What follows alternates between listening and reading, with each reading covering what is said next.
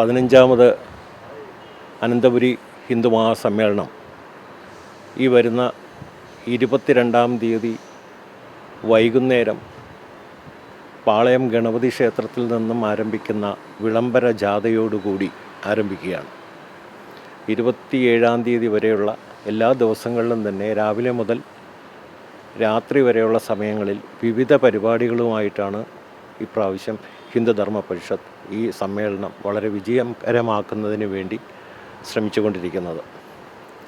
ഇപ്രാവശ്യത്തെ ഒരു പ്രത്യേകത എന്ന് പറയുന്നത് മുൻകാലങ്ങളിൽ നിന്നും ഭയങ്കരമായ ഒരു മാറ്റം ഇപ്രാവശ്യം സംഭവിച്ചുകൊണ്ടിരിക്കുന്നു. കാരണം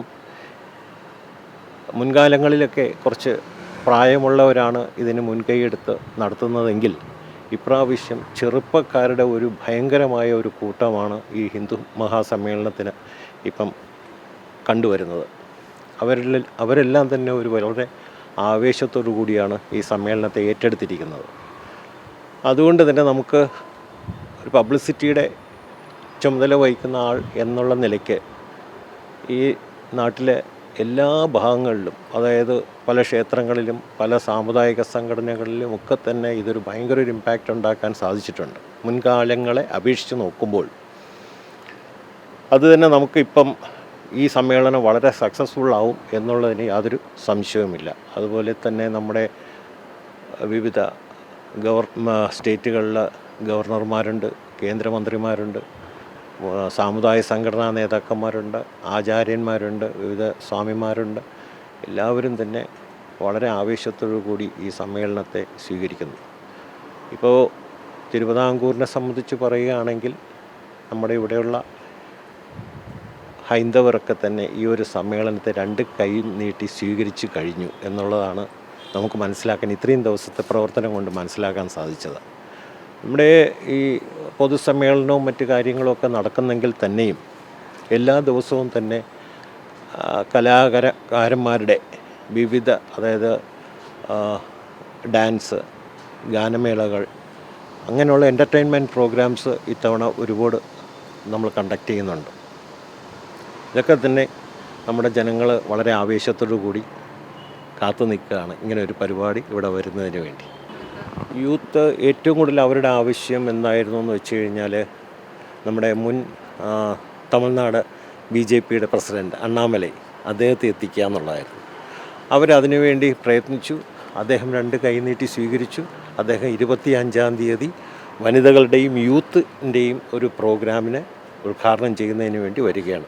അതുതന്നെ ഇവിടെയുള്ള പലർക്കും, ഈ നമ്മുടെ ഓഫീസിൽ തന്നെ നിരന്തരം ആൾക്കാർ വന്ന് എന്നാണ് ഈ അണ്ണാമലൈ വരുന്നത് എന്നുള്ളൊരു ചോദ്യമാണ്.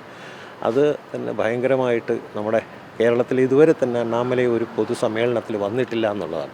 കഴിഞ്ഞ പ്രാവശ്യം ഇലക്ഷന് വന്നു, അതൊരു പ്രദേശത്ത് മാത്രം നിന്നിട്ട് പോയി. പക്ഷേ ഒരു പൊതുസമ്മേളനം യുവാക്കളെ അഭിസംബോധന ചെയ്ത് അദ്ദേഹം ഇതുവരെ സംസാരിച്ചിട്ടില്ല. അത് യുവാക്കൾക്ക് ഭയങ്കര ആവേശം. അത് എല്ലാവർക്കും തന്നെ, രാഷ്ട്രീയ ഭേദമന്യേ എല്ലാവർക്കും അത് ഭയങ്കരമായി സ്വീകരിക്കാൻ തയ്യാറായിട്ട് നിൽക്കുകയാണ്. അതിന് യൂത്ത് ഇപ്പം തന്നെ ഏകദേശം ഒരു 150-200ഓളം പ്രവർത്തകർ രാപ്പകലില്ലാതെ ഇതിനു വേണ്ടി പണിയെടുക്കുന്നുണ്ട്.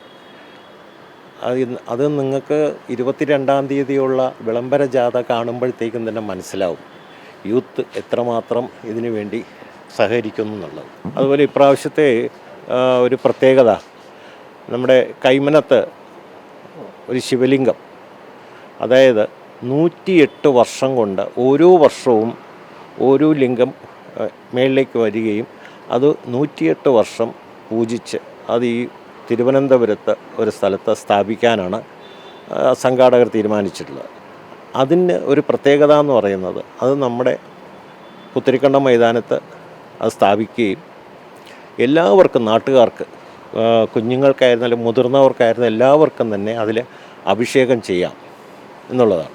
അത് തന്നെ ഇപ്പം ആളുകൾക്ക് എല്ലാവർക്കും വലിയൊരു താല്പര്യപ്പെട്ട് നിൽക്കുകയാണ്. ഒരു ശിവലിംഗത്തിൽ അഭിഷേകം ചെയ്യുക എന്ന് പറഞ്ഞാൽ അതൊരു വലിയൊരു ഭാഗ്യമായിട്ട് ആളുകൾ കാണുന്നു.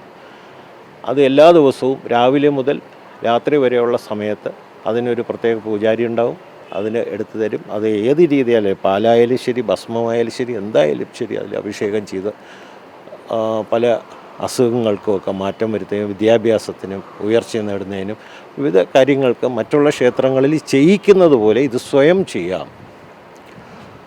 അതിനൊരു ഭാഗ്യം ഈ പ്രാവശ്യം നമ്മുടെ ഇവിടുത്തെ ഈ ദേശത്തുള്ള എല്ലാവർക്കും തന്നെ അത് ചെയ്യാവുന്നതാണ്.